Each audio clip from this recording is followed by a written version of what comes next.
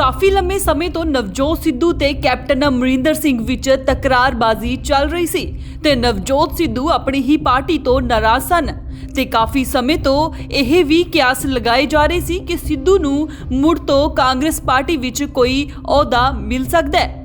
ਜਿਸ ਤੋਂ ਬਾਅਦ ਹੁਣ ਕਾਂਗਰਸੀ ਵਿਧਾਇਕ ਨਵਜੋਤ ਸਿੱਧੂ ਦੀ ਮੁੱਖ ਮੰਤਰੀ ਕੈਪਟਨ ਅਮਰਿੰਦਰ ਸਿੰਘ ਨਾਲ ਮੀਟਿੰਗ ਹੈ। चर्चा है कि इस मीटिंग दौरान सिद्धू नूं सरकार विच अहम जिम्मेवारी देण दा फैसला हो सकता है। उंज इस मीटिंग तो एक दिन पहला जो सिद्धू दे ट्वीट ने कई सवाल खड़े कर दिते ने। नवजोत सिद्धू ने कैप्टन नाल मीटिंग तो एक दिन पहला 2 ट्वीट किए। उन्होंने ट्वीट करके कहा कि अच्छा इंसान मतलब ही नहीं हुंदा, बस दूर हो जाता है उन्हां लोकां तो जिन्हां नूं उन्हां दी कदर नहीं हुंदी।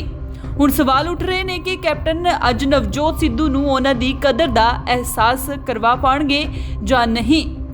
दस दे कि कैप्टन ने अज दूजी बार नवजोत सिद्धू नूं सिसवा फार्म हाउस से बुलाया।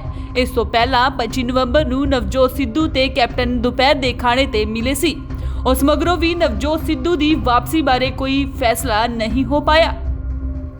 सूत्रों मुताबिक पंजाब कांग्रेस मामले के इंचार्ज हरीश रावत ने कैप्टन ते नवजोत सिद्धू विचाले मतभेद खत्म करने लई लंच डिप्लोमेसी की रूपरेखा उलीकी है। हरीश रावत का कहना है कि कैप्टन ते नवजोत सिद्धू भरा ने ते दोवें आगू मिल के गलबात करनगे। इस संवाद नाल भविख दा रोड मैप तैयार होवेगा। चर्चा है कि नवजोत सिद्धू मुड़ ताकत नाल अपनी वापसी करना चाहुंदे ने ते ओह पंजाब कांग्रेस दी प्रधानगी जां डिप्टी मुख मंत्री दे अहुदे दे इच्छुक ने। दूजे पासे अमरिंदर सिंह दी इच्छा यह जापदी है कि नवजोत सिद्धू बिजली विभाग समेत एक होर विभाग संभाल लैण। ब्यूरो रिपोर्ट इंडोस टीवी आस्ट्रेलिया।